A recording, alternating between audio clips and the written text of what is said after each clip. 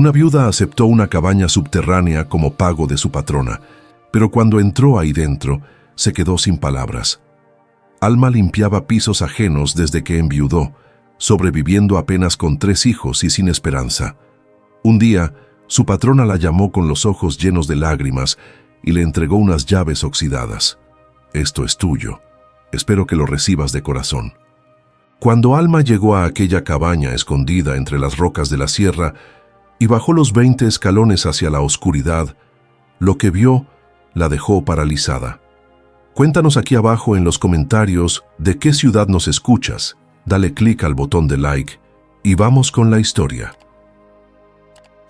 El viento de octubre arrastraba hojas secas por el patio de la casa grande cuando Alma Soto bajó la mirada y apretó el trapo húmedo entre sus manos. Llevaba 4 años limpiando esos pisos de mármol. 4 años desde que Vicente murió en aquel incendio forestal cerca de Creel, en la sierra de Chihuahua. 4 años de madrugadas frías, de rodillas gastadas y de regresar cada noche a un cuarto de adobe en las afueras del pueblo con sus 3 hijos esperándola con hambre y deberes sin terminar. «Alma, ¿puedes venir un momento?». La voz de la señora Estela Montiel sonó desde el pasillo, pero no con el tono cortante de siempre. Había algo distinto, algo quebrado en esa voz. Alma se incorporó despacio, secándose las manos en el delantal. Caminó por el corredor largo hasta el estudio de la patrona, ese lugar donde ella nunca entraba salvo para sacudir los muebles una vez por semana. La puerta estaba entreabierta. Adentro, la señora Estela estaba de pie junto a la ventana, mirando hacia los cerros lejanos. Cuando se volvió, Alma vio algo que jamás había visto en esos ojos verdes, lágrimas contenidas. «Siéntate, por favor», dijo la señora señalando una de las sillas de cuero frente al escritorio. Alma obedeció en silencio, con el corazón acelerado. Pensó en despido, en deudas, en algo que hubiera hecho mal, pero la señora Estela no se sentó. En cambio, abrió el cajón superior del escritorio y sacó un juego de llaves antiguas, oxidadas, atadas con un cordel rojo. «Estas son para ti», dijo, dejándolas sobre la mesa con un ruido metálico suave. Alma miró las llaves sin entender, sin atreverse a tocarlas. «No comprendo, señora. Es el pago por todos estos años», respondió Estela, y su voz tembló. «Sé que no es suficiente. Sé que nunca será suficiente. Pero es lo único que tengo para darte que valga la pena. ¿Pago? Pero usted ya me paga cada quincena». «No hablo de dinero, Alma. Hablo de una deuda que mi familia tiene contigo. Una deuda de hace muchos años». El aire en la habitación se volvió denso. Alma sintió un nudo en la garganta. «Esas llaves», continuó Estela, «abren una cabaña. No es grande, no es lujosa. Está construida en el terreno de la antigua hacienda de mi padre, al pie de la sierra. Pero es tuya, completamente tuya, con escrituras a tu nombre». Alma negó con la cabeza, confundida, asustada. «Señora, yo no puedo aceptar». «Tu marido», interrumpió Estela, y esta vez las lágrimas rodaron libres por sus mejillas. «Salvó a mi padre. Yo tenía 8 años. Fue en el verano del 98. Un incendio arrasó con medio bosque cerca de la Junta. Mi papá se había quedado atrapado en la camioneta, inconsciente por el humo. Vicente lo sacó, lo cargó en sus hombros y lo llevó hasta la carretera. Yo lo vi todo desde lejos. Nunca olvidé su rostro». Alma sintió que el piso se movía bajo sus pies. Vicente nunca le había contado nada de eso. Nunca presumió de héroe. Simplemente regresaba cada noche con olor a ceniza y a pino quemado, besaba a los niños y se quedaba dormido en el sillón. «Por eso», dijo Estela tomando las manos de Alma entre las suyas, «quiero que tengas eso. No es mucho, pero espero que lo recibas de corazón». Alma apretó las llaves frías en su palma. No sabía qué decir. No sabía si llorar o gritar o salir corriendo. «¿Dónde está esa cabaña?», preguntó con un hilo de voz. «A 20 kilómetros al norte, por el camino viejo hacia Batopilas. Es un poco escondida entre las rocas, pero está bien construida. Mi padre la mandó hacer hace décadas, antes de que el rancho se dividiera. Nadie la usa ya». Alma asintió despacio, sin soltar las llaves. ¿Puedo ir a verla? Claro que sí. Yo misma te llevo si quieres. No, señora. Prefiero ir sola, con mis hijos. Estela sonrió con tristeza y asintió. Esa tarde Alma recogió a Mateo, de 14 años, a Lucía, de 11, y a Renata, de 7, de la escuela. Les dijo que tenían que hacer un viaje rápido antes de que oscureciera. Los niños subieron a la vieja camioneta que compartía con su comadre sin hacer preguntas. Sabían que cuando mamá hablaba con ese tono serio, era mejor obedecer.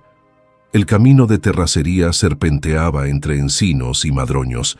Alma conducía despacio, con las instrucciones de la señora Estela escritas en un papel arrugado sobre el tablero. Después del puente de madera, toma el desvío a la izquierda. Verás un grupo de rocas grandes. La entrada está detrás. Pasaron el puente, tomaron el desvío. Las rocas aparecieron como gigantes dormidos cubiertos de musgo. «Mamá, ¿qué hacemos aquí?», preguntó Mateo, mirando por la ventana con desconfianza. «Ya verán», respondió Alma, apagando el motor. Bajaron todos. El silencio de la sierra los envolvió, interrumpido solo por el canto de un pájaro lejano y el susurro del viento entre los pinos. Alma caminó hacia las rocas, apartando arbustos secos con las manos, hasta que vio algo que no parecía natural. Una puerta de metal pintada de verde musgo, casi invisible entre la vegetación. «Ahí está», susurró. Los niños se acercaron con los ojos muy abiertos. Alma metió la llave más grande en la cerradura oxidada. Giró con dificultad, rechinando, hasta que algo se dio adentro con un chasquido profundo. Empujó la puerta. Un olor a tierra fría y metal viejo subió desde la oscuridad. Había escalones de piedra que descendían hacia abajo, tragados por las sombras. Alma encendió la linterna de su celular y dio el primer paso. Detrás de ella, Mateo y Lucía se tomaron de las manos. Renata se aferró al brazo de su madre. Bajaron despacio, contando 20 escalones hasta que el espacio se abrió ante ellos como el vientre de una ballena. Y lo que vieron ahí dentro dejó a Alma sin aliento. Las paredes estaban cubiertas de fotografías. Fotografías de Vicente, decenas de ellas. Algunas eran recortes de periódico amarillentos, otras eran fotos Polaroid descoloridas. En una, Vicente aparecía con su uniforme de brigadista, sonriendo con esa sonrisa torcida que a Alma siempre le había derretido el corazón. En otra, estaba cargando a una niña pequeña de trenzas oscuras. La niña era Estela. «Mamá», susurró Lucía, con la voz quebrada. «¿Qué es este lugar?». Alma no pudo responder. Caminó hacia el centro de la habitación, donde había una mesa de madera rústica, cubierta de cuadernos, mapas y herramientas perfectamente ordenadas. Sobre la mesa, un generador eléctrico antiguo todavía conectado a cables que subían por las paredes. Mateo encontró el interruptor y lo accionó. Las luces parpadearon y se encendieron, iluminando cada rincón de aquel refugio subterráneo.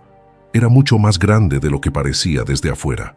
Había una cama individual en una esquina, cubierta con mantas gruesas. Un pequeño armario de metal. Estantes llenos de latas de comida, botellas de agua, medicinas. Todo estaba limpio, ordenado, como si alguien hubiera estado cuidando el lugar con esmero. Pero lo que más llamaba la atención era el mural. Ocupaba toda la pared del fondo. Era un collage gigante hecho con amor y paciencia. Fotos de Vicente en diferentes momentos de su vida, cartas escritas a mano con letra infantil, dibujos de una niña pequeña que mostraban a un hombre sacando a otro de las llamas, recortes de periódico que hablaban del incendio de 1998, medallas de reconocimiento y en el centro, enmarcada con madera tallada, una fotografía grande de Vicente sosteniendo a Estela en sus brazos el día del rescate. Debajo de la foto una placa de bronce decía: «Al héroe que salvó a mi papá. Gracias por darme más años con él. Estela Montiel, 1998». Alma se llevó las manos a la boca. Las lágrimas corrieron sin control por sus mejillas. «Papá», murmuró Renata tocando una de las fotos con sus dedos pequeños. «Es papá». Mateo se acercó a los cuadernos sobre la mesa y abrió uno al azar. Las páginas estaban llenas de la letra de Vicente, esa letra apretada y chueca que Alma conocía tan bien. Eran listas, planos, cálculos, planes para ampliar la cabaña, diseños para un sistema de almacenamiento de agua, notas sobre cómo convertir el lugar en un refugio de emergencia para familias de la comunidad en caso de incendios forestales o tormentas severas. «Mamá», dijo Mateo con voz temblorosa, «papá estaba planeando algo aquí, algo grande». Alma tomó el cuaderno de las manos de su hijo y leyó con dificultad a través de las lágrimas. Vicente había escrito fechas, nombres de personas del pueblo que podrían necesitar ayuda, cálculos de provisiones necesarias para albergar hasta 10 familias durante una semana. Había dibujado planos para expandir el espacio, crear literas, instalar un sistema de ventilación mejor. «Este lugar puede salvar vidas», decía una nota al margen. «No es para mí, es para todos, para cuando más lo necesiten». Alma cerró el cuaderno y lo apretó contra su pecho. Vicente había estado trabajando en esto en secreto. Tal vez por eso llegaba tarde algunas noches. Tal vez por eso desaparecía los fines de semana diciendo que tenía que revisar las torres de vigilancia. No estaba presumiendo de héroe. Estaba construyendo algo para proteger a otros, para devolver el favor que sentía que debía al mundo. Y nunca se lo dijo a ella. Lucía se acercó a otro rincón y encontró una caja de madera cerrada con un candado pequeño. Junto a ella, pegada con cinta adhesiva, había una nota escrita con la letra de Estela. «Para Alma. Ábrela cuando estés lista». Alma miró la caja con el corazón acelerado. Sus manos temblaban cuando probó la llave más pequeña del juego que Estela le había dado. Encajó perfectamente. Levantó la tapa despacio. Adentro había un sobre grueso de papel manila, un distintivo de brigadista, con el nombre de Vicente grabado, más fotografías del incendio y algo que hizo que el mundo se detuviera. Una escritura notariada. Alma sacó el documento con manos temblorosas y leyó la primera línea. Testamento y última voluntad de Vicente Soto Ramírez. El papel se le cayó de las manos, porque la fecha del documento era de 2 semanas antes de su muerte. Y en él, Vicente dejaba instrucciones muy claras sobre qué hacer con la cabaña, con los planes, con todo lo que había construido en secreto. Pero había algo más en el fondo de la caja, algo envuelto en tela roja. Alma lo tomó con dedos temblorosos y lo desenvolvió. Era un reloj de oro antiguo, el reloj del abuelo de Vicente, el mismo que él siempre había dicho que estaba perdido. Y cuando le dio vuelta, grabadas en la parte trasera, había palabras que le helaron la sangre. «Para mi familia, cuando llegue el momento. Confía en Estela, ella sabe todo». Afuera, el viento de la sierra comenzó a soplar más fuerte, y en la distancia, por el camino de terracería, se escuchó el motor de un vehículo acercándose. Alma levantó la vista hacia la entrada de la cabaña. Alguien acababa de llegar. El motor se detuvo justo afuera de la entrada. Alma escuchó una puerta cerrarse con un golpe seco y luego pasos sobre la grava y las hojas secas. Metió rápidamente el reloj en el bolsillo de su pantalón y se puso de pie, limpiándose las lágrimas con el dorso de la mano. «Mamá, ¿quién es?», preguntó Renata aferrándose a su pierna. «No sé, mi amor. Quédense aquí». Alma subió los 20 escalones con el corazón golpeándole las costillas. La luz del atardecer entraba por la puerta entreabierta, iluminando la silueta de una mujer alta que esperaba afuera con los brazos cruzados. Cuando Alma salió por completo, reconoció de inmediato a la señora Estela, pero no estaba sola. Junto a ella había un hombre mayor, de unos 70 años, con el cabello completamente blanco y un bastón de madera tallada en la mano derecha. «Perdón por llegar así sin avisar», dijo Estela con voz suave, «pero cuando me fui de la casa, no pude dejar de pensar en ti, en lo que debías estar sintiendo ahí abajo». El hombre mayor dio un paso adelante. Sus ojos eran de un azul descolorido, pero brillaban con una calidez que sorprendió a Alma. «Usted es Alma, ¿verdad?», preguntó con voz rasposa pero firme, la esposa de Vicente. Alma asintió despacio, sin apartar la vista del extraño. «Yo soy Heriberto Montiel, dijo el hombre extendiendo la mano. El padre de Estela, el hombre al que su marido salvó hace 27 años. Alma le estrechó la mano con dedos fríos. La mano del señor Heriberto era cálida, fuerte a pesar de la edad. «No tenía que venir hasta acá, señor», murmuró Alma. «Claro que tenía que venir», respondió Heriberto con firmeza. «Llevo años esperando este momento, años pensando en cómo agradecerle a Vicente lo que hizo. Y cuando supe que había muerto, su voz se quebró. Me sentí el hombre más cobarde del mundo por no haberlo buscado antes». Estela puso una mano en el hombro de su padre. «Papá quería venir contigo desde el principio», explicó. «Pero le pedí que esperara, que te dejara descubrir todo a tu ritmo». Alma los miró a ambos sin entender del todo. ¿Descubrir qué? ¿Qué más hay que yo no sepa? Heriberto y Estela intercambiaron una mirada. Fue él quien habló primero. «Vicente y yo nos volvimos amigos después del incendio», dijo con voz pausada. «No fue solo un rescate y ya está. Nos seguimos viendo. Él venía al rancho cada tanto. Me ayudaba con las reparaciones, con las cercas. Nunca aceptó un peso. Decía que no lo había hecho por dinero, que lo había hecho porque era lo correcto». Alma sintió un escalofrío recorrerle la espalda. «Pero yo insistí», continuó Heriberto. «Le dije que al menos me dejara darle algo, y fue cuando me habló de su idea, de este lugar». «¿Qué idea?», preguntó Alma, aunque una parte de ella ya sabía la respuesta. «La de convertir esta cabaña en un refugio de emergencia para el pueblo», dijo Estela. «Papá tenía este espacio abandonado desde hacía décadas. Fue construido por mi abuelo durante la Revolución, para esconder a la familia si llegaban los federales. Después quedó olvidado. Vicente lo vio un día que vino a ayudar con una cerca rota y le brillaron los ojos. Me dijo: «Don Heriberto, esto podría salvar muchas vidas si lo acondicionamos bien», continuó el hombre mayor con una sonrisa triste. «Y tenía razón, así que hicimos un trato. Yo le daba acceso total a la cabaña, él la arreglaba poco a poco, y cuando estuviera lista la usaríamos para ayudar a las familias del pueblo que lo necesitaran». Alma se llevó una mano al pecho, le costaba respirar. «Pero Vicente nunca me dijo nada». «Porque quería sorprenderte», dijo Estela con ternura. «Quería tenerlo todo listo antes de contarte. Decía que eras una mujer fuerte, que cargabas con mucho y que quería darte algo hermoso, algo de lo que pudieras estar orgullosa». Las lágrimas volvieron a caer por las mejillas de Alma. Esta vez no intentó detenerlas. «¿Cuánto tiempo estuvo trabajando aquí?» «Casi 3 años», respondió Heriberto. «Venía los fines de semana, a veces entre semana también, después de sus turnos en la brigada. Instaló el generador, reforzó las paredes, organizó las provisiones.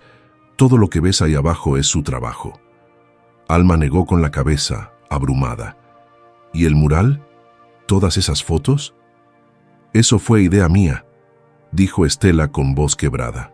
«Vicente me dejaba venir de vez en cuando. Yo le traía fotos, recortes, cosas que había guardado desde niña. Él se reía y decía que no hacía falta tanto alboroto, pero yo quería que supiera lo que significaba para mí, para mi familia». Heriberto se apoyó en su bastón y suspiró hondo. «El día que murió», dijo con voz pesada, «Vicente estaba viniendo para acá. Iba a terminar de instalar el sistema de ventilación, pero el incendio estalló en el camino y él... Bueno, usted sabe lo que pasó. No pudo quedarse quieto. Tuvo que ayudar». Alma cerró los ojos. Recordó ese día como si fuera ayer. La llamada del jefe de brigada, las palabras frías y rápidas. «Lo siento, señora Soto. Vicente no salió. Quedó atrapado rescatando a una familia. 2 adultos y 3 niños habían sobrevivido gracias a él. Vicente no. Después de su muerte», continuó Estela, «papá y yo seguimos cuidando este lugar, limpiándolo, manteniendo todo en orden, esperando el momento adecuado para entregártelo». «¿Por qué esperaron tanto?», preguntó Alma con un hilo de voz. «Porque queríamos asegurarnos de que estuvieras lista», respondió Heriberto, «de que pudieras recibir esto sin que te rompiera más de lo que ya estabas rota». Alma abrió la boca para responder, pero fue interrumpida por la voz de Mateo desde abajo. «Mamá, tienes que ver esto». Alma se dio vuelta y bajó corriendo los escalones, seguida por Estela y Heriberto. Mateo estaba de pie frente a una de las paredes laterales, sosteniendo un cuaderno abierto. Su rostro estaba pálido. «Mamá, papá escribió algo aquí. Algo sobre ti». Alma tomó el cuaderno con manos temblorosas. Era una entrada fechada 3 semanas antes de la muerte de Vicente. La letra era nerviosa, apresurada.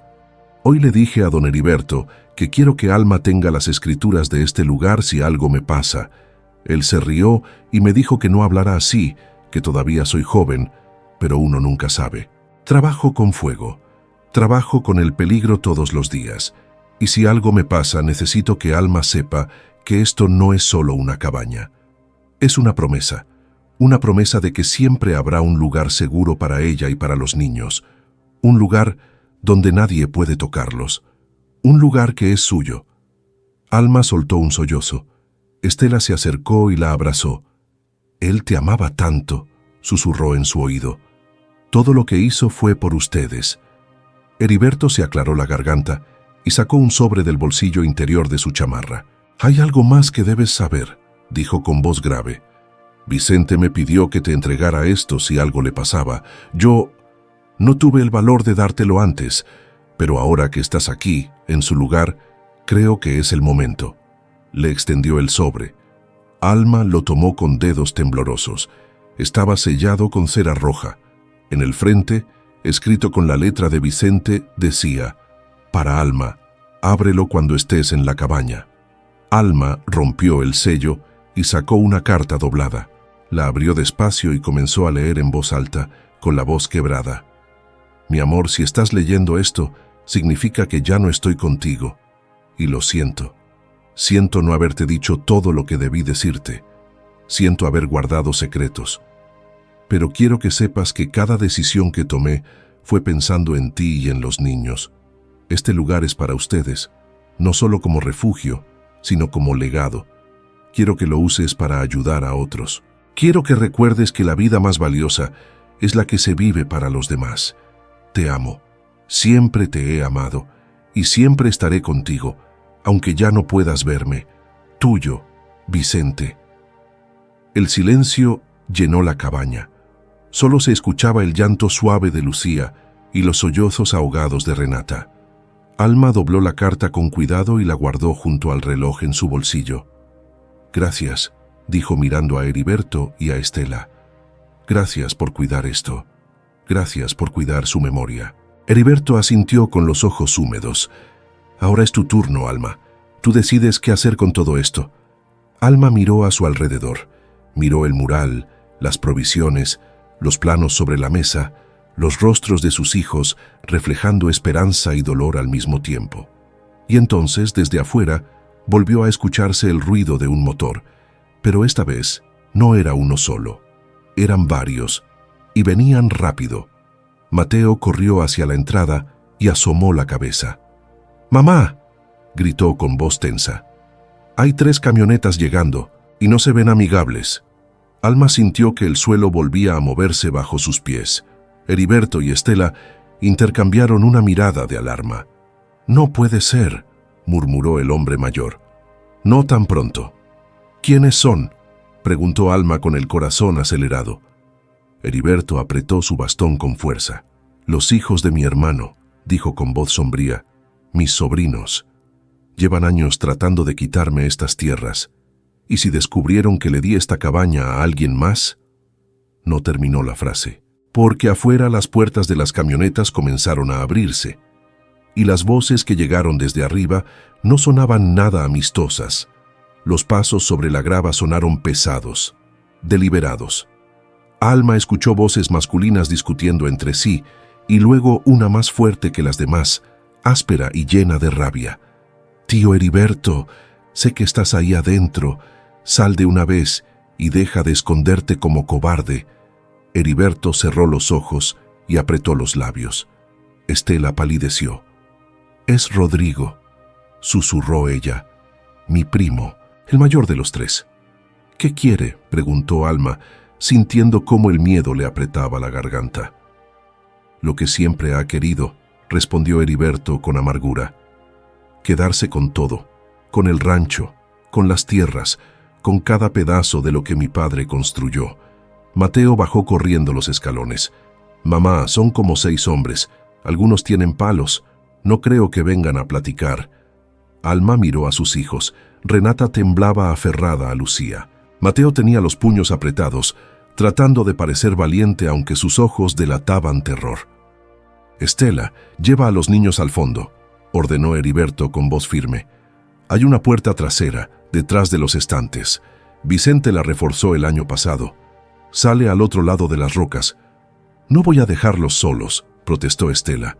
Hazlo, gritó su padre con una autoridad que no admitía réplica. Protege a estos niños, es lo que Vicente hubiera querido. Estela tragó saliva y asintió.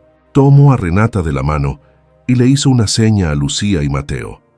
Vengan conmigo, rápido. Los niños obedecieron, lanzándole miradas angustiadas a su madre. Alma quería seguirlos, quería sacarlos de ahí, pero algo en la mirada de Heriberto la detuvo. Tú te quedas conmigo, dijo el hombre. Esto también te incumbe. Antes de que Alma pudiera responder, la voz de Rodrigo resonó de nuevo desde arriba, más cerca esta vez.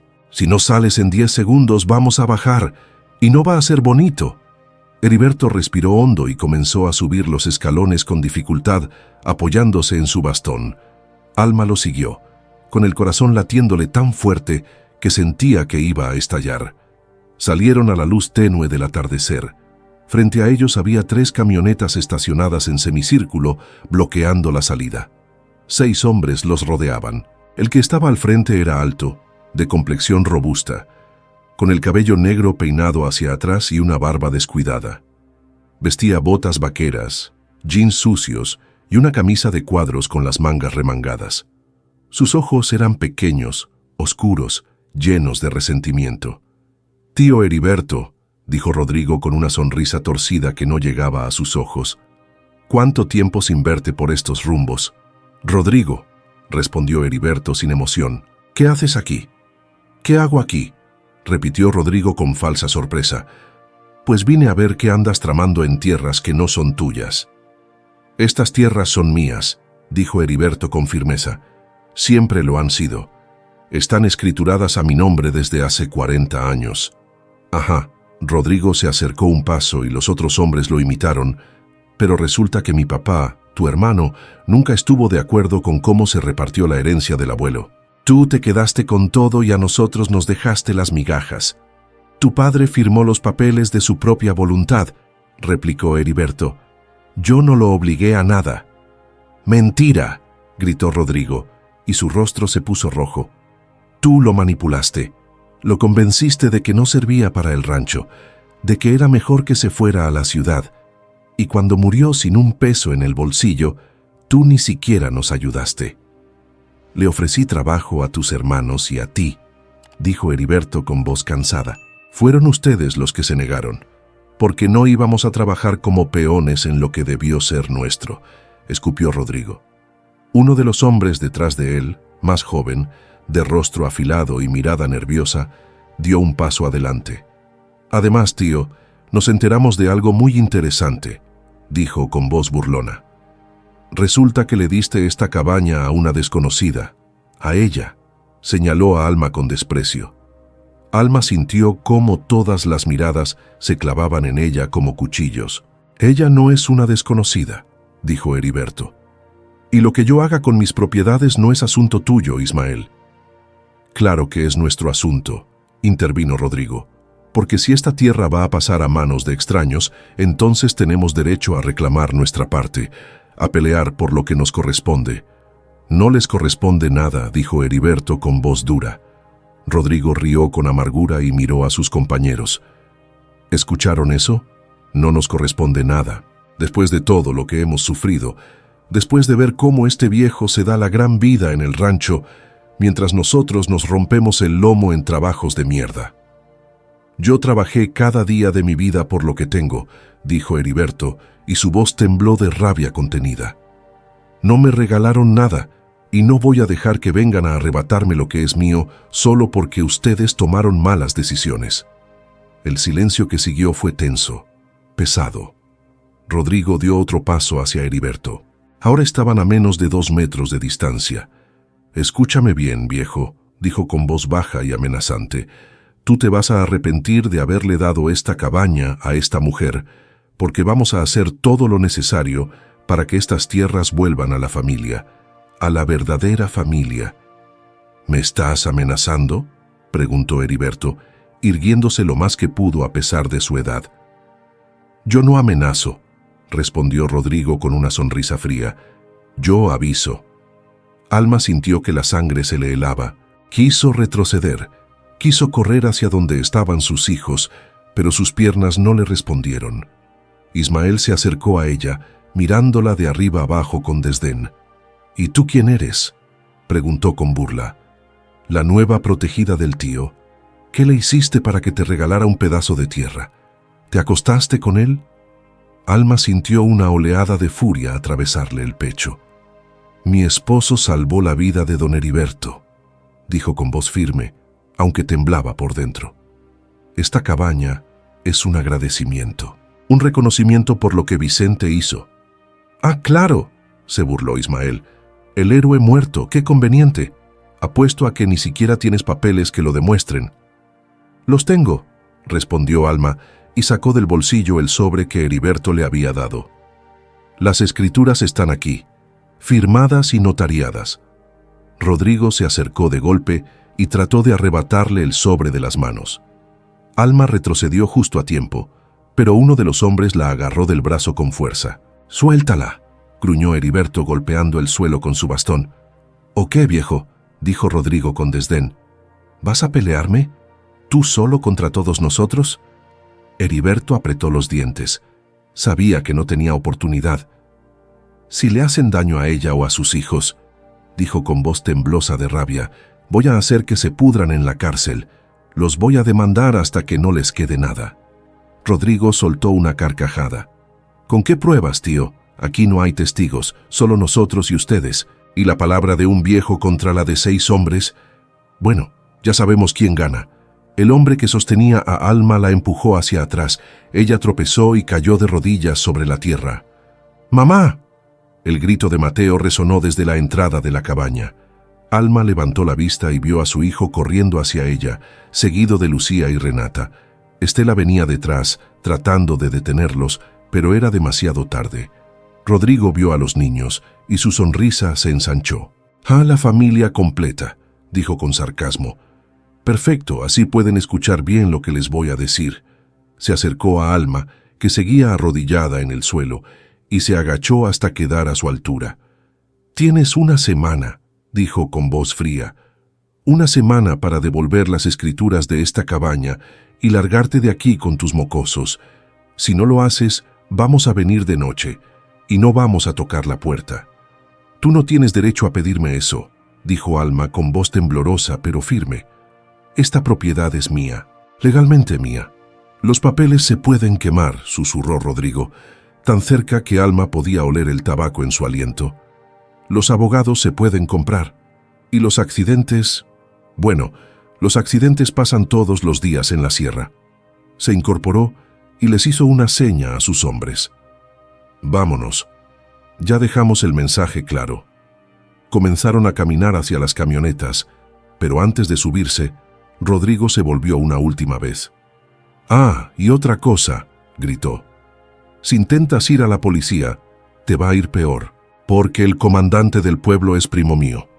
Así que piénsalo bien, viuda». «Muy bien». Las camionetas arrancaron levantando una nube de polvo y piedras. Se alejaron por el camino de terracería hasta desaparecer entre los árboles. El silencio que quedó fue ensordecedor. Alma se quedó arrodillada en el suelo, respirando con dificultad. Mateo se arrodilló junto a ella y la abrazó con fuerza. «Mamá, ¿estás bien?». Alma asintió, aunque no estaba segura de que fuera verdad. Heriberto se acercó cojeando, con el rostro desencajado. «Lo siento», dijo con voz rota. «Lo siento mucho, Alma. No pensé que se enterarían tan rápido. No pensé que...». «No es su culpa», lo interrumpió Alma, poniéndose de pie con ayuda de Mateo. «Usted no tiene que disculparse por nada. Pero ellos van a volver, dijo Estela con los ojos llenos de lágrimas, y no van a venir a negociar. Alma miró hacia la entrada de la cabaña. Miró las paredes de roca que la ocultaban del mundo. Miró las llaves que todavía sostenía en su mano apretada, y entonces, con una claridad que no había sentido en años, supo exactamente qué tenía que hacer. «No voy a irme», dijo con voz firme. «Esta cabaña es mía. Vicente trabajó aquí, soñó aquí, y yo no voy a dejar que unos matones me quiten lo único que me queda de él». Heriberto la miró con sorpresa. «Alma, no puedes enfrentarte a ellos sola. Son peligrosos». «Lo sé», respondió ella. «Por eso no voy a estar sola». Se volvió hacia Estela. «Necesito que me ayude. Necesito que hablemos con la gente del pueblo, con los que conocieron a Vicente, con los que él ayudó, porque si Rodrigo cree que puede asustarnos, se equivoca». Estela asintió despacio, con admiración brillando en sus ojos. «Vicente estaría orgulloso de ti», dijo en voz baja. Alma tragó saliva y miró a sus hijos. «Vamos adentro», dijo. «Tenemos mucho que planear».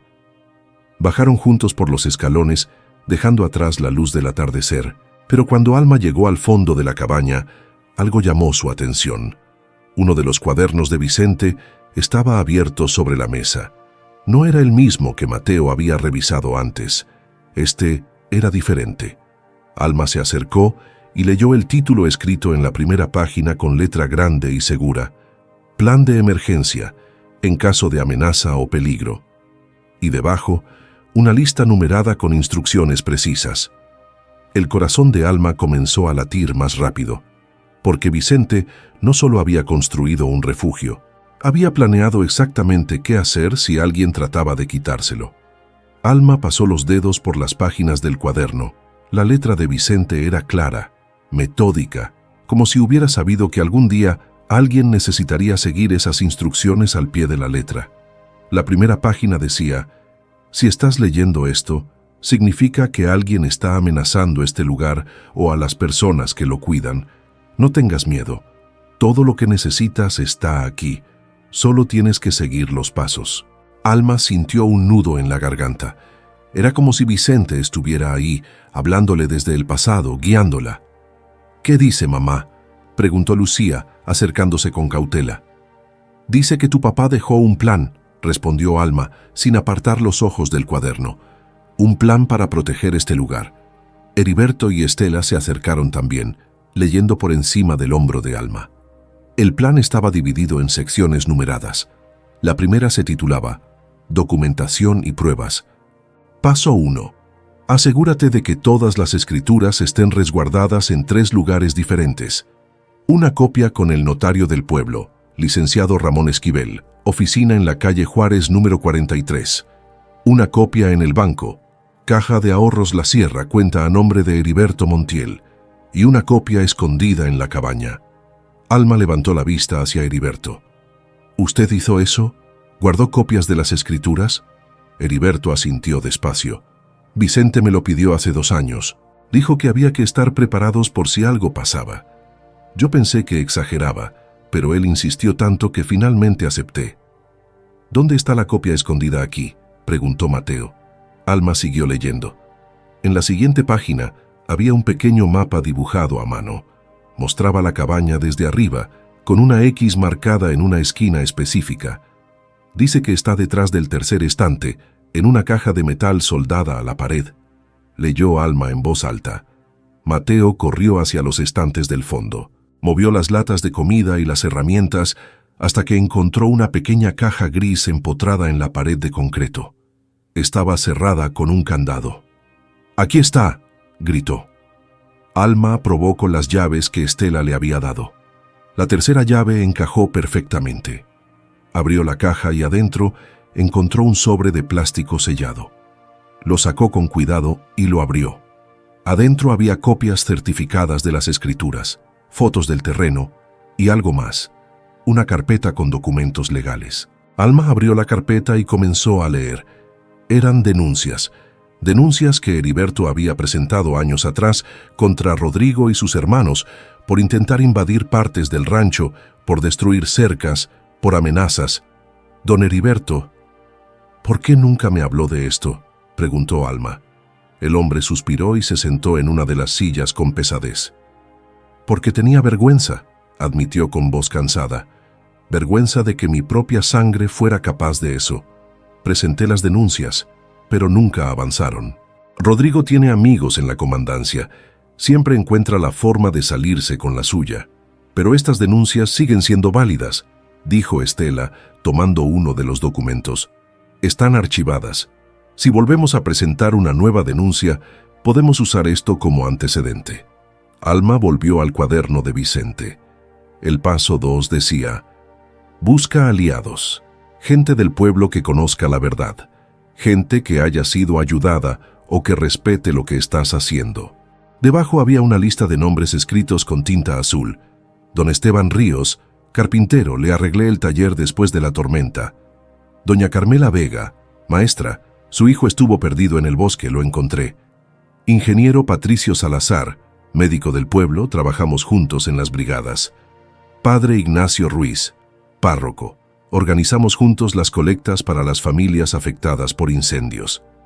Había más nombres, 15 en total.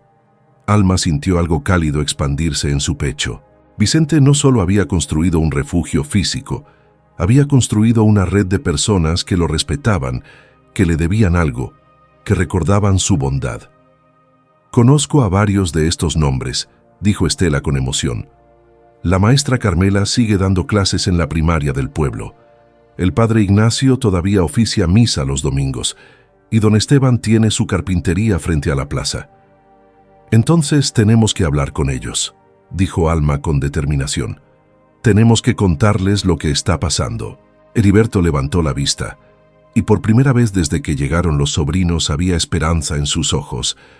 Si logramos reunir a suficiente gente, dijo despacio, Rodrigo no podrá hacer nada, no se atreverá. Pero necesitamos movernos rápido, añadió Estela. Rodrigo dijo una semana. Eso significa que va a empezar a planear algo.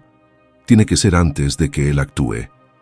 Alma pasó a la siguiente página del cuaderno. El paso 3 decía: si las amenazas continúan, documenta todo. Graba conversaciones, toma fotos, guarda mensajes. La verdad siempre gana si tienes pruebas. Y debajo, Vicente había añadido una nota.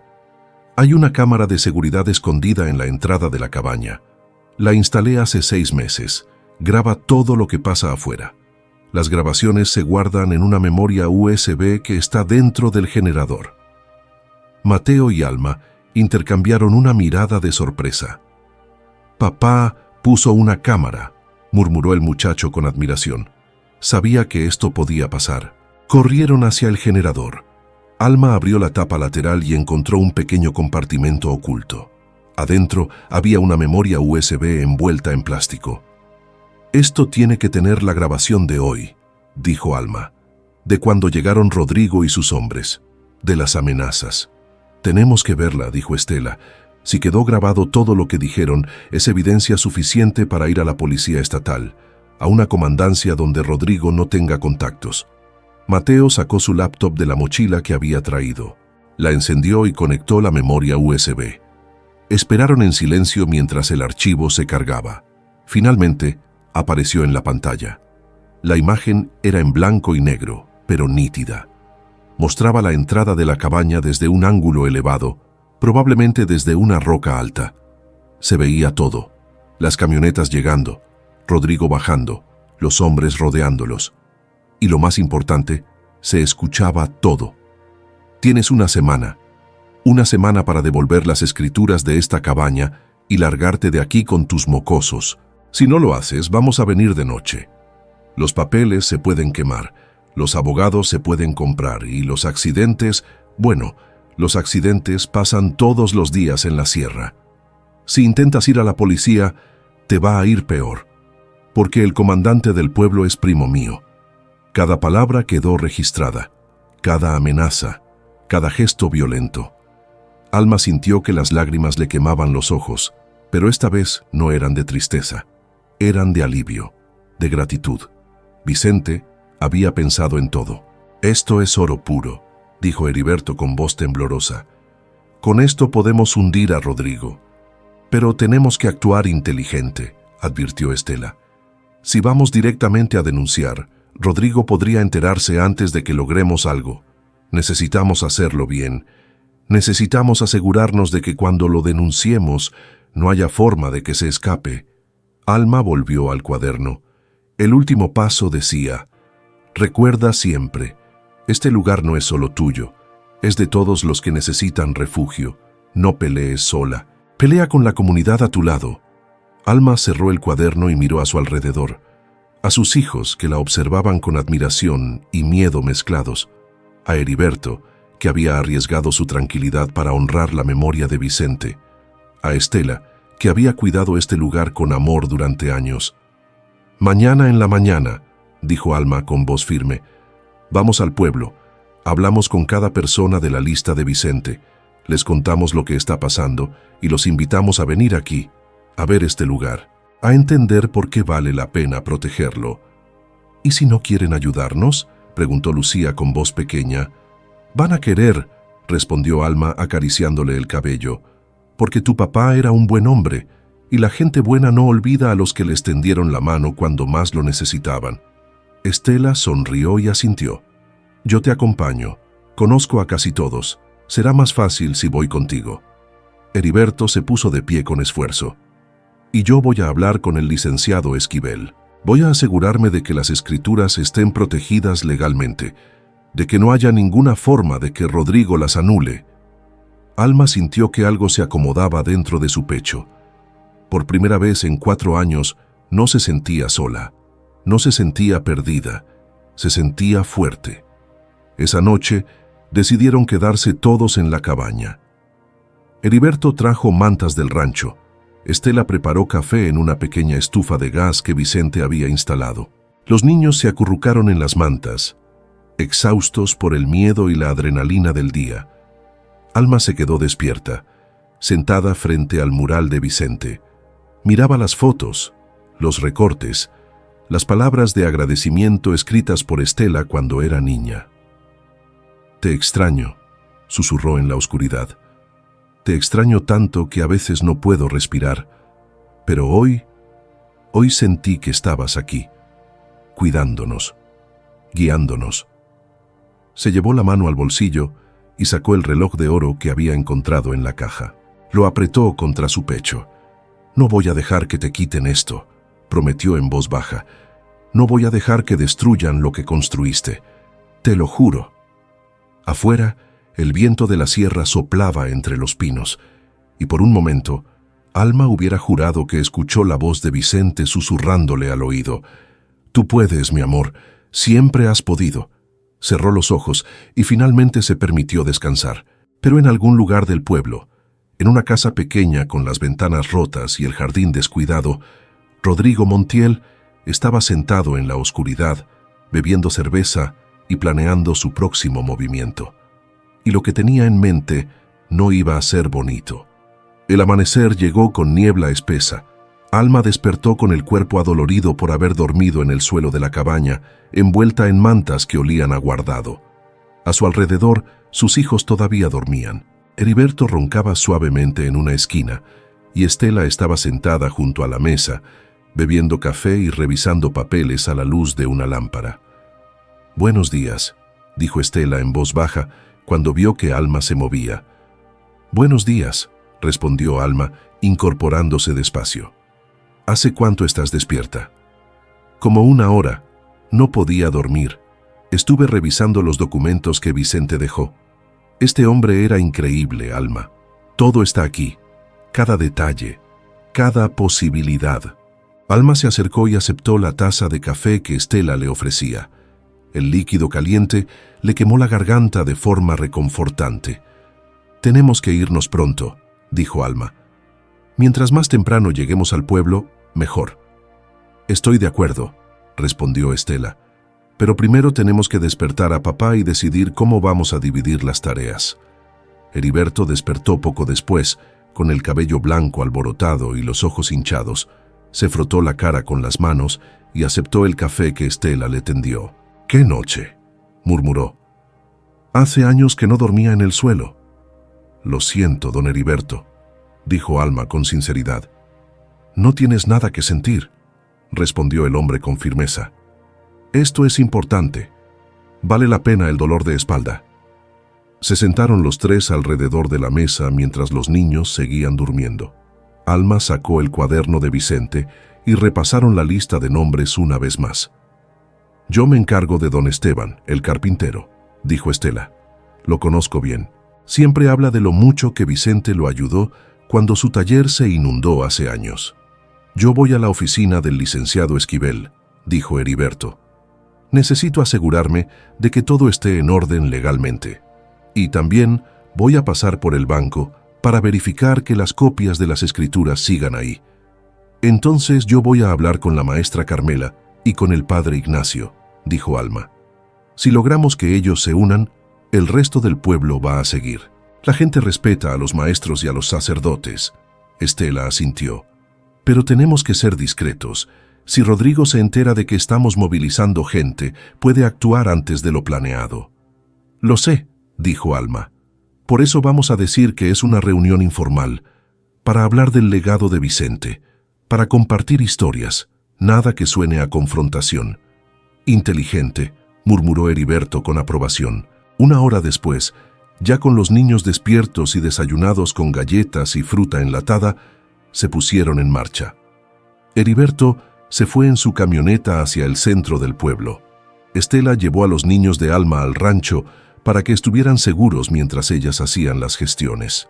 Y Alma se fue sola, en su vieja camioneta prestada, hacia la escuela primaria Benito Juárez. El pueblo de San Jerónimo era pequeño, apenas 3 calles principales y un puñado de casas dispersas. La escuela estaba en una construcción de adobe pintada de amarillo pálido, con un patio de tierra y una cancha de básquetbol con los aros oxidados. Era temprano todavía, pero Alma sabía que la maestra Carmela siempre llegaba antes que nadie para preparar sus clases. Estacionó la camioneta afuera y caminó hacia el portón. Estaba entreabierto. Entró con cautela y caminó por el pasillo hasta llegar al aula del 3er grado. La puerta estaba abierta. Adentro, una mujer de unos 50 años, con el cabello cano recogido en un chongo y lentes de pasta gruesa, escribía en el pizarrón. «¿Maestra Carmela?», llamó Alma desde la puerta. La mujer se volvió sorprendida. Sus ojos se entrecerraron detrás de los lentes, tratando de reconocer a la visitante. «Sí, ¿en qué puedo ayudarle?» «Soy Alma Soto», dijo Alma dando un paso adentro. «La esposa de Vicente Soto». El rostro de la maestra cambió de inmediato. La sorpresa se transformó en emoción, luego en tristeza. «Ay, Dios mío», susurró dejando caer el gis que tenía en la mano. «Alma, claro que te conozco. Vicente me habló tanto de ti». Se acercó rápidamente y tomó las manos de Alma entre las suyas. «Siento mucho lo de Vicente», dijo con voz quebrada. «Fue un hombre extraordinario. Salvó a mi hijo, ¿sabes? Hace 8 años, Toño se perdió en el bosque durante una excursión escolar. Estuvo desaparecido casi 2 días. Todos pensábamos lo peor, pero Vicente lo encontró. Lo trajo de vuelta sano y salvo». Alma sintió el nudo en la garganta apretarse. «No lo sabía», admitió. «Vicente nunca me contó esa historia». «Porque era humilde», dijo Carmela con ternura. «Nunca presumía de lo que hacía. Simplemente lo hacía y seguía adelante». «Maestra», dijo Alma respirando hondo, «necesito su ayuda». Le contó todo. Le habló de la cabaña, de las escrituras, de las amenazas de Rodrigo, del plan de Vicente. Carmela escuchó en silencio, con el rostro cada vez más serio. Cuando Alma terminó, la maestra se quitó los lentes y se limpió los ojos con el dorso de la mano.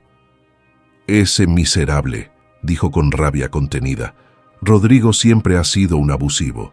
Todos en el pueblo lo saben. Pero nadie se atreve a enfrentarlo porque tiene contactos. Por eso necesito que la gente se una», dijo Alma. «Si estamos juntos, si mostramos que no vamos a permitir que destruya lo que Vicente construyó, entonces Rodrigo no va a poder hacer nada». Carmela asintió con determinación. «Cuenta conmigo», dijo con firmeza. Y voy a hablar con otros maestros también, con los padres de familia. Vicente ayudó a muchos niños de esta escuela. Sus familias van a querer devolverle el favor. Gracias, dijo Alma, sintiendo que el pecho se le aligeraba un poco. ¿Cuándo quieres que nos reunamos?, preguntó Carmela. Mañana por la tarde, respondió Alma, en la cabaña. Quiero que todos vean el lugar, que entiendan lo que Vicente estaba construyendo. Ahí estaré, prometió la maestra. Alma salió de la escuela con renovada esperanza.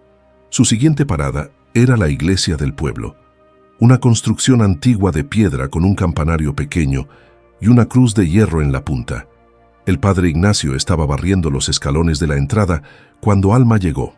Era un hombre delgado de unos 60 años, con una barba canosa y ojos amables. Vestía pantalones de mezclilla y una camisa blanca remangada. Cuando vio a Alma, dejó la escoba apoyada en la pared y se acercó con una sonrisa. «Buenos días, hija», dijo con voz cálida. «¿Vienes a misa? Todavía falta un rato para que empiece». «No, padre», respondió Alma. «Vengo a hablar con usted. Soy Alma Soto, la viuda de Vicente Soto». El padre Ignacio abrió los ojos con sorpresa y luego con profundo afecto. «Alma», dijo tomándola de los hombros, «¿cuánto tiempo? ¿Cómo has estado, hija? Sé que han sido años difíciles». «Han sido muy difíciles, padre», admitió Alma. «Pero hoy vengo porque necesito ayuda. Necesito que la comunidad se una por algo importante».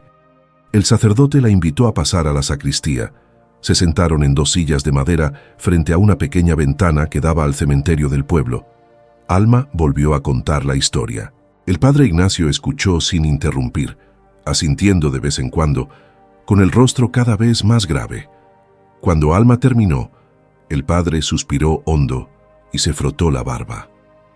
«Vicente era un hombre de Dios», dijo con voz pausada, «no porque viniera mucho a misa o porque rezara en voz alta, sino porque vivía el Evangelio, ayudaba al necesitado, protegía al vulnerable, daba sin esperar nada a cambio.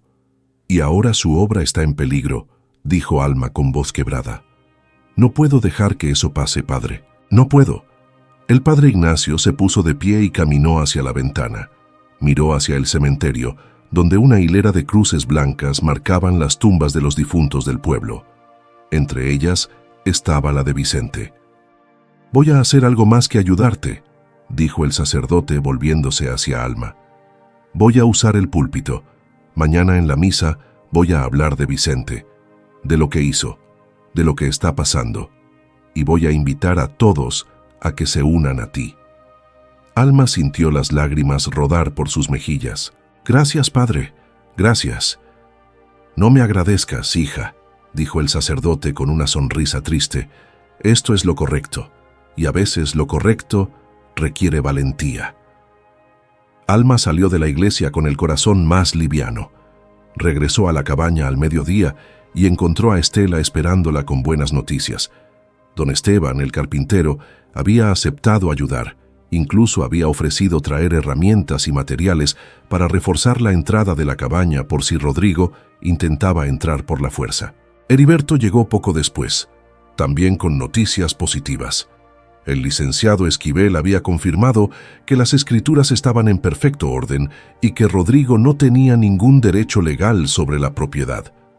Además, el abogado se había ofrecido a representar a Alma de forma gratuita si Rodrigo intentaba algo. «Estamos avanzando», dijo Alma, sintiendo por primera vez en días que las cosas estaban tomando forma. Pero esa misma tarde, cuando el sol comenzaba a ponerse, recibieron una visita inesperada. Era Ismael, el primo más joven de Rodrigo. Llegó solo en una motocicleta vieja y se quedó parado en la entrada de la cabaña sin bajar del vehículo. Gritó el nombre de Alma hasta que ella salió. «¿Qué quieres?», preguntó Alma con voz firme, aunque el miedo le apretaba el estómago. Ismael la miró con expresión incómoda. No tenía la arrogancia de Rodrigo. Parecía nervioso, incluso avergonzado. «Vine a advertirte», dijo en voz baja. «Rodrigo está planeando algo para mañana en la noche. Va a venir con más gente. Y no va a ser solo para amenazar». Alma sintió que el suelo se movía bajo sus pies. «¿Por qué me dices esto?», preguntó con desconfianza. Ismael bajó la mirada. Porque no estoy de acuerdo con lo que está haciendo, admitió. Yo conocí a Vicente. Una vez me ayudó a sacar mi camioneta del lodo cuando se me descompuso en el camino. No me cobró nada. Solo me dijo, la próxima vez ayuda tú a alguien más. Y lo hice, muchas veces. Se frotó la cara con las manos. Rodrigo es mi primo, pero está equivocado. Esto no es justo. Y no quiero ser parte de algo que va a lastimar a una familia que no ha hecho nada malo. Alma no sabía si creerle o no, pero algo en la voz de Ismael, en su postura derrotada, le decía que estaba diciendo la verdad. ¿Qué va a hacer Rodrigo exactamente?, preguntó. Va a traer gente de fuera del pueblo, dijo Ismael. Gente que no conoce a nadie aquí. Gente que no tiene problema en usar la violencia. Va a intentar entrar a la fuerza y quemar los documentos que tengas. Y si te interpones... No terminó la frase. Alma sintió que el miedo le subía por la garganta como bilis. Entonces tengo que estar lista, dijo con voz temblorosa pero decidida. Ismael la miró con sorpresa. ¿No vas a huir? No, respondió Alma. Esta cabaña es mía, y no voy a dejar que me la quite. Ismael asintió despacio, con algo parecido al respeto en sus ojos. Entonces ten cuidado, dijo. Y si necesitas testigos de lo que Rodrigo está planeando, yo estoy dispuesto a declarar. Sin esperar respuesta, arrancó la motocicleta y se alejó por el camino. Alma se quedó parada en la entrada, mirando cómo la figura de Ismael desaparecía entre los árboles. Detrás de ella, Heriberto salió de la cabaña con el rostro pálido. Escuché todo, dijo con voz grave. Esto se está poniendo más peligroso de lo que pensaba. Lo sé, respondió Alma, pero no voy a rendirme. Entonces tenemos que acelerar todo, dijo Heriberto. La reunión tiene que ser mañana en la mañana, no en la tarde, y tenemos que avisar a la policía estatal. Ya no podemos confiar en que la del pueblo haga algo. Alma asintió. Esa noche hicieron llamadas, enviaron mensajes, movieron cada pieza del tablero, y cuando finalmente se fue a dormir, Alma se aferró al reloj de Vicente y cerró los ojos. «Dame fuerza», susurró en la oscuridad, «solo un poco más de fuerza», porque sabía que la verdadera batalla apenas estaba por comenzar. El amanecer del día siguiente llegó con un cielo rojo sangre. Alma lo tomó como una señal, aunque no sabía si buena o mala. Se levantó antes que los demás y salió de la cabaña para respirar el aire frío de la sierra. La niebla se había disipado y los pinos se alzaban como centinelas silenciosos alrededor del lugar.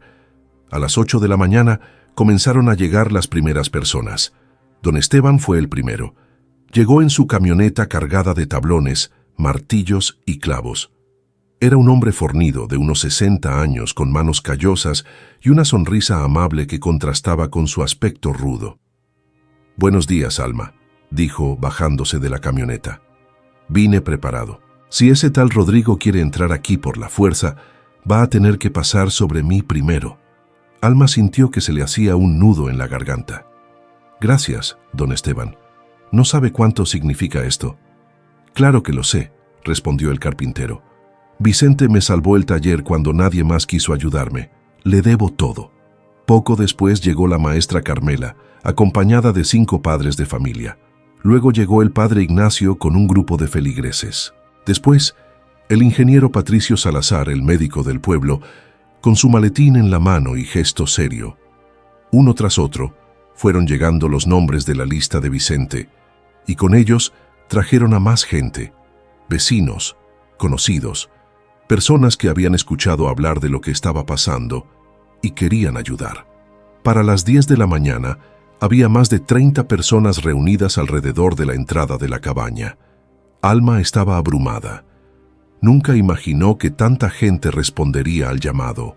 Heriberto se puso de pie sobre una roca grande para que todos pudieran verlo. «Quiero agradecerles a todos por venir», dijo con voz fuerte, aunque temblaba ligeramente. «Sé que muchos de ustedes tienen trabajos, familias, cosas que hacer. Pero están aquí porque Vicente Soto significó algo para ustedes. porque este hombre dedicó su vida a ayudar a otros sin esperar nada a cambio. Hubo murmullos de aprobación. Algunos asintieron. Otros se limpiaron las lágrimas. Este lugar, continuó Heriberto señalando la entrada de la cabaña, era el sueño de Vicente, un refugio, un espacio seguro para las familias del pueblo en tiempos de emergencia. Y ahora, ese sueño está siendo amenazado por gente que solo piensa en sí misma, por gente que quiere destruir lo que no construyó. La voz de Heriberto se quebró, pero respiró hondo y continuó.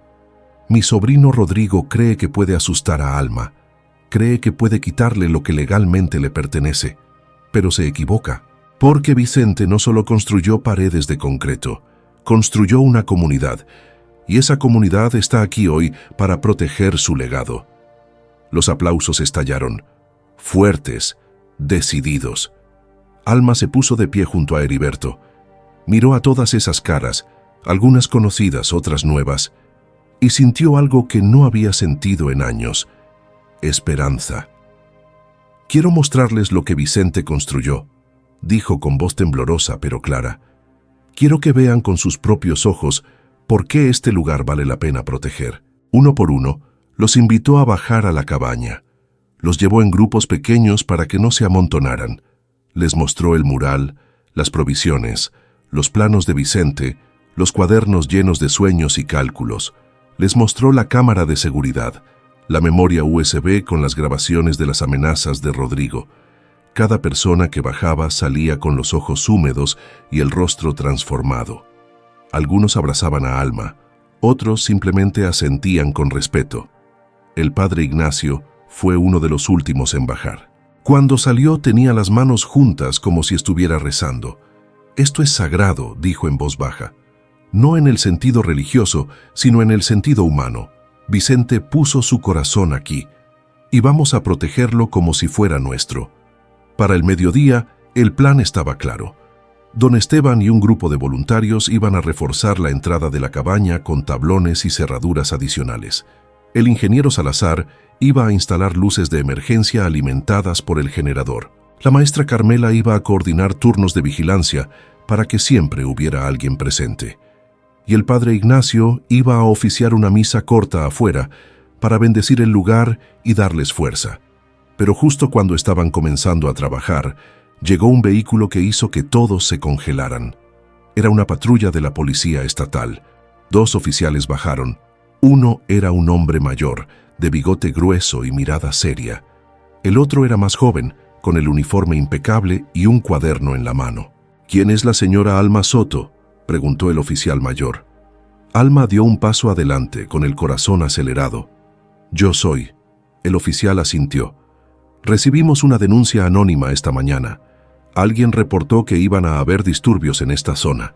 Y también recibimos un oficio del licenciado Ramón Esquivel con evidencia de amenazas contra usted y su familia. Alma intercambió una mirada rápida con Heriberto. El abogado había cumplido su palabra.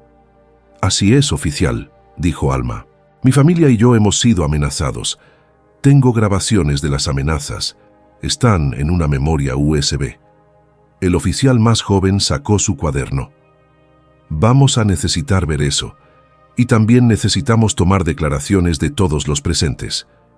Durante las siguientes 2 horas, los oficiales entrevistaron a Alma, a Heriberto, a Estela.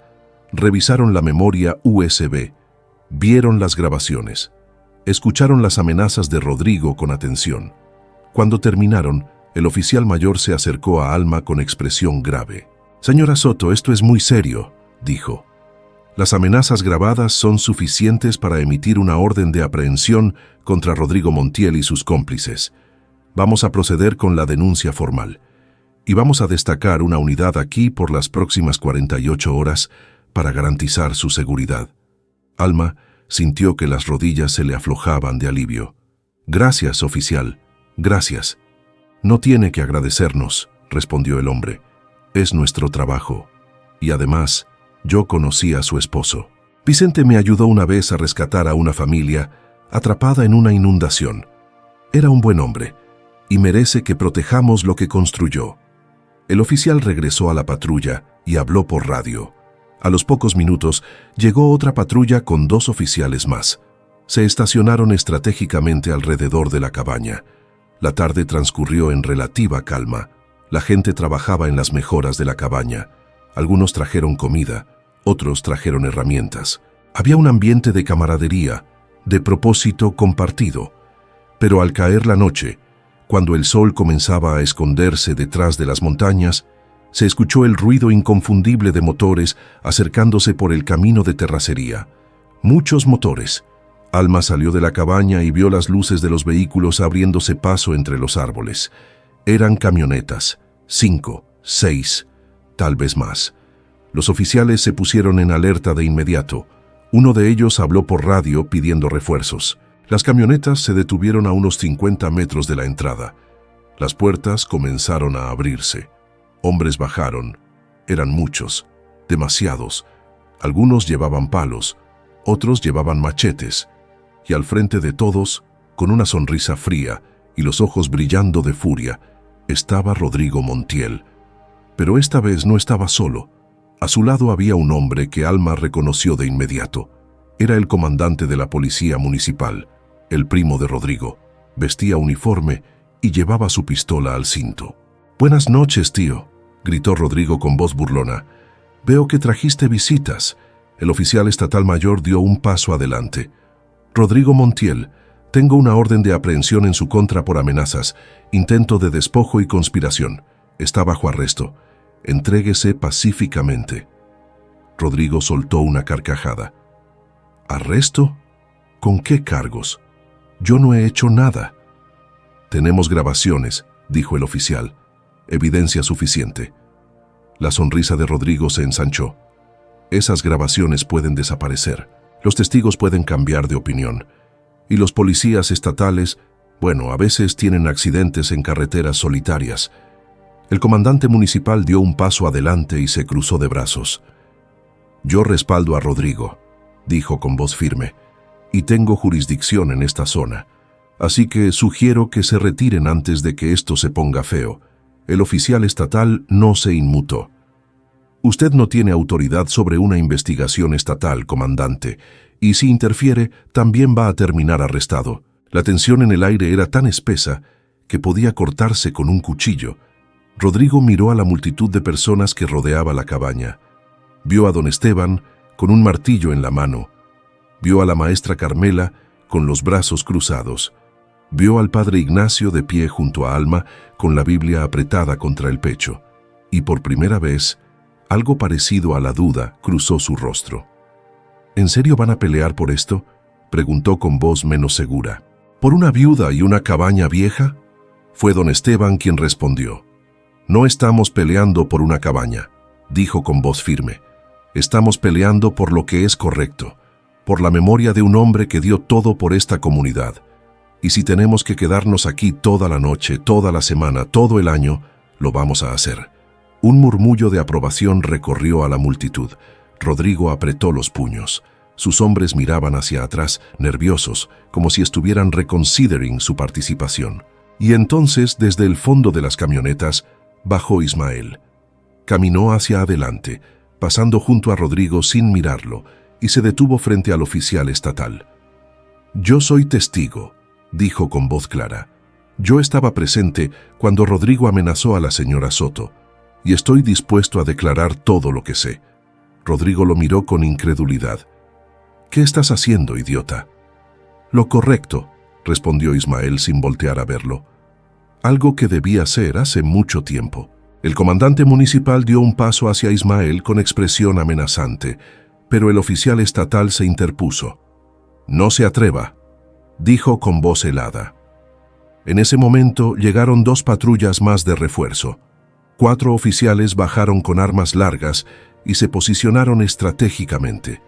Rodrigo miró a su alrededor, miró a sus hombres, que comenzaban a retroceder hacia las camionetas, miró a la multitud de gente del pueblo que lo observaba con desprecio, miró a su tío Heriberto, que lo miraba con tristeza y decepción, y finalmente miró a Alma.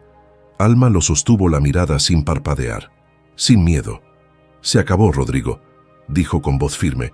«Esto termina aquí». Rodrigo apretó la mandíbula.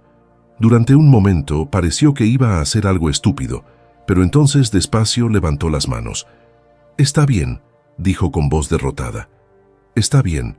Los oficiales se acercaron y lo esposaron. También esposaron al comandante municipal, que protestó y amenazó con abogados, pero nadie le hizo caso.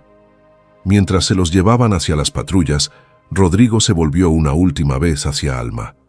«Esto no termina aquí», dijo con veneno en la voz. «Sí termina», respondió Alma, «porque ya no tienes poder sobre mí». Las patrullas se llevaron a Rodrigo, al comandante y a 2 de los hombres que habían venido con ellos. El resto huyó en las camionetas, levantando polvo en su huida. Cuando el silencio volvió a caer sobre la sierra, Alma sintió que las piernas le fallaban. Don Esteban la sostuvo antes de que cayera. «Ya pasó», dijo con voz suave. «Ya pasó, Alma». La gente comenzó a aplaudir.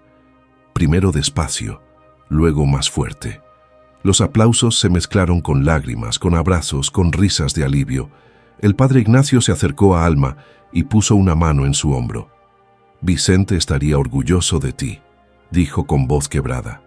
«Muy orgulloso». Alma asintió, incapaz de hablar. Esa noche nadie se fue. Todos se quedaron alrededor de la cabaña, compartiendo comida, contando historias de Vicente, riendo y llorando juntos.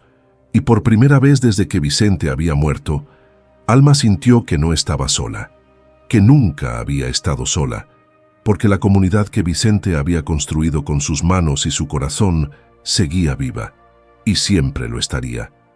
3 semanas habían pasado desde aquella noche en la sierra, 3 semanas en las que todo había cambiado para Alma y sus hijos. Rodrigo y el comandante municipal estaban en prisión preventiva, enfrentando cargos por amenazas, intento de despojo y conspiración. El licenciado Esquivel había llevado el caso con precisión implacable, usando cada grabación, cada testimonio, cada documento que Vicente había dejado preparado. Ismael había declarado ante el Ministerio Público, confirmando todo lo que Alma había dicho. Su valentía había sido fundamental para cerrar el caso. Las escrituras de la cabaña estaban ahora registradas en 3 instituciones diferentes, blindadas legalmente de cualquier intento futuro de arrebatárselas. Heriberto había añadido una cláusula especial que garantizaba que la propiedad pasaría a los hijos de Alma si algo le sucedía, y que jamás podría ser vendida o transferida a ningún miembro de la familia Montiel. Pero lo más importante no era lo legal, era lo que había pasado con la gente del pueblo. Alma estaba de pie en la entrada de la cabaña, mirando el trabajo de las últimas semanas. Don Esteban y un grupo de voluntarios habían ampliado el espacio subterráneo, creando 2 cuartos adicionales con literas de madera. El ingeniero Salazar había instalado paneles solares en la superficie, conectados al generador de Vicente, garantizando energía constante. La maestra Carmela había organizado una colecta en la escuela, y ahora los estantes estaban repletos de provisiones nuevas. Mantas, medicinas, latas de comida, agua embotellada, linternas. El sueño de Vicente estaba tomando forma, pero más rápido y más hermoso de lo que él probablemente había imaginado. «¡Mamá, ya llegaron!», gritó Mateo desde arriba. Alma subió los escalones y salió a la luz del mediodía. Estela estaba estacionando su camioneta junto a otras 3 que ya estaban ahí.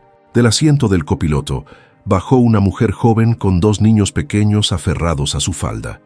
Tenía el rostro demacrado, los ojos hinchados de llorar. Era Silvia Ochoa, una mujer del pueblo vecino cuya casa había sido destruida por un incendio forestal la semana anterior. Se había quedado sin nada, sin casa, sin ropa, sin comida, solo con sus 2 hijos y el terror en los ojos. Alma caminó hacia ella y la abrazó sin decir palabra. «Bienvenida», susurró. «Aquí estás segura». Silvia sollozó contra su hombro. «No sé cómo agradecerte». «No tienes que agradecer nada», respondió Alma. «Para eso está este lugar, para cuando más lo necesitas». Estela ayudó a Silvia y a sus hijos a bajar a la cabaña. Les mostró una de las literas nuevas. Les dio mantas limpias, Les preparó sopa caliente en la estufa que ahora funcionaba perfectamente. Los niños, un niño de 6 años y una niña de 4, miraban todo con ojos enormes, asustados pero aliviados. «Pueden quedarse el tiempo que necesiten», dijo Alma. «1 semana, 2, 1 mes, no importa. Mientras encuentran dónde vivir, este es su hogar». Silvia se cubrió la cara con las manos y lloró, pero esta vez no eran solo lágrimas de dolor, eran lágrimas de gratitud. Esa tarde, mientras Silvia y sus hijos descansaban, Alma subió a la superficie y se sentó en una de las rocas grandes que rodeaban la entrada. El sol comenzaba a descender detrás de las montañas, tiñendo el cielo de naranja y púrpura. Estela se sentó junto a ella.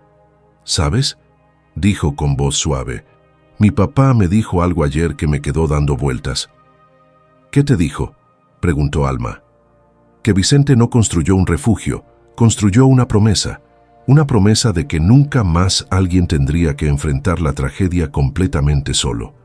Alma sintió que los ojos se le llenaban de lágrimas. «Él siempre fue así», dijo con voz quebrada, «siempre pensando en los demás. A veces me enojaba porque llegaba tarde, porque desaparecía los fines de semana, porque guardaba secretos. Pero ahora entiendo. No era que no nos amara, era que su amor era tan grande que no cabía solo en nuestra familia. Tenía que compartirlo con el mundo».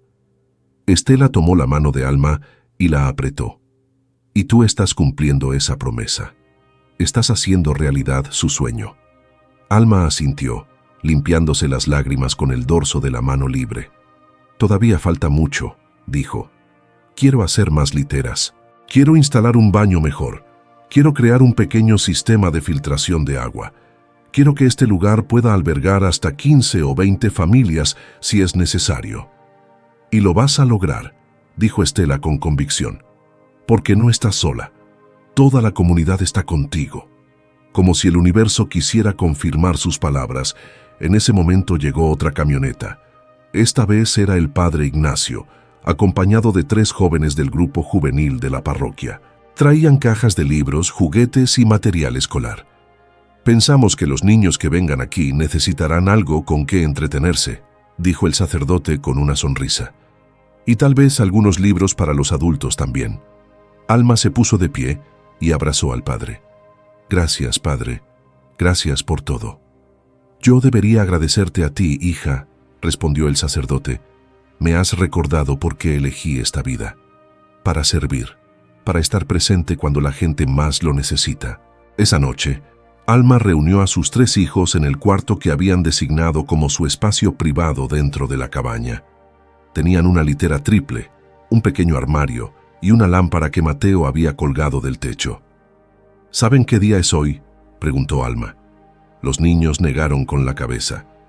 «Hace exactamente 4 años y 3 semanas que su papá murió», dijo Alma con voz suave. El silencio llenó el cuarto. Renata se abrazó a su madre. Lucía bajó la mirada. Mateo apretó los puños. «Pero hoy», continuó Alma, «no quiero que pensemos en su muerte. Quiero que pensemos en su vida, en todo lo que construyó, en todo lo que nos dejó». Sacó el reloj de oro del bolsillo de su pantalón y lo puso sobre la mesa pequeña que tenían en el centro. Este reloj perteneció al abuelo de su papá. Vicente me lo dejó con un mensaje. «Para mi familia, cuando llegue el momento, confía en Estela. Ella sabe todo». Y tenía razón. El momento llegó, y gracias a ese momento, descubrimos algo hermoso. «¿Qué descubrimos, mamá?», preguntó Renata con su vocecita aguda. «Que el amor de su papá no se acabó cuando él murió», respondió Alma. «Que sigue vivo en cada tabla de madera que don Esteban instaló aquí, en cada comida que la maestra Carmela trajo, en cada oración que el padre Ignacio dijo por nosotros, en cada persona que se paró frente a Rodrigo para defendernos». Mateo levantó la vista, con los ojos brillantes. «Papá construyó algo más grande que una cabaña, ¿verdad?». Alma asintió. «Construyó una familia, no de sangre, sino de corazón, y nosotros somos parte de esa familia ahora». Lucía se acercó y abrazó a su madre. «Estoy orgullosa de papá», susurró. Y estoy orgullosa de ti también, mamá. Alma sintió que el pecho se le llenaba de una calidez que no había sentido en años. Los días siguientes fueron un torbellino de actividad. Más familias llegaron. Una pareja de ancianos cuya casa se había inundado. Un hombre que había perdido su trabajo y no tenía dónde vivir con su hija adolescente. Una mujer embarazada que había huido de una situación de violencia. Cada uno encontraba en la cabaña no solo un refugio físico, sino algo más profundo: esperanza, comunidad, la certeza de que no estaban solos. Alma coordinaba todo con la ayuda de Estela y un grupo de voluntarios rotativo. Llevaban registros de quién llegaba y cuándo. Organizaban turnos para cocinar, limpiar, cuidar a los niños más pequeños. Creaban horarios de uso de las regaderas y del espacio común, pero nunca perdían de vista lo más importante: tratar a cada persona con dignidad, con respeto, con amor. Un mes después de la confrontación con Rodrigo, Heriberto llegó a la cabaña con noticias importantes. «Alma, necesito hablar contigo», dijo con una sonrisa misteriosa. Se sentaron afuera, bajo la sombra de un pino grande. «He estado hablando con algunos empresarios de Chihuahua», dijo Heriberto. «Gente que conoce el trabajo que estás haciendo aquí y quieren ayudar». «¿Ayudar cómo?», preguntó Alma con cautela. «Donaciones», respondió Heriberto. «Dinero para ampliar la cabaña, para comprar más provisiones, para contratar a alguien que te ayude con la administración. Quieren convertir esto en algo oficial, un centro comunitario de emergencia reconocido por el gobierno estatal». Alma abrió los ojos con sorpresa. «¿Hablas en serio?». «Completamente», dijo Heriberto. «Vicente plantó una semilla. Tú la has regado. Y ahora está creciendo en un árbol que va a dar sombra a cientos de personas». Alma se llevó las manos a la cara y lloró. Pero esta vez no eran lágrimas de dolor. Eran lágrimas de realización, de propósito cumplido. 2 meses después, en una tarde cálida de diciembre, se organizó una ceremonia oficial en la cabaña.